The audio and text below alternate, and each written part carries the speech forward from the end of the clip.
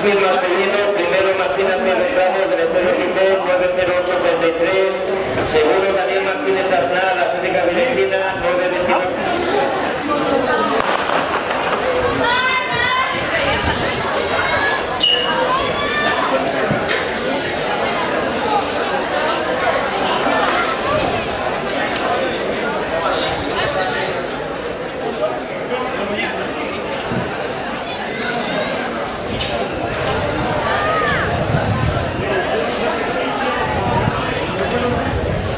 Resultados del control de 300 metros vallas, Cabildo Femenina, primera Carmen María Villaverde Valencia, de Electrónica Racovilé, 4104, segunda Paula Rivera González, Agrupación Deportiva Bilbao Atletismo, 4881, tercera Cristina Iglesias Suárez, Bilbao Atletismo, 5154, cuarta Ana 5459, quinta Irene Sánchez. Pero nada, ¿eh?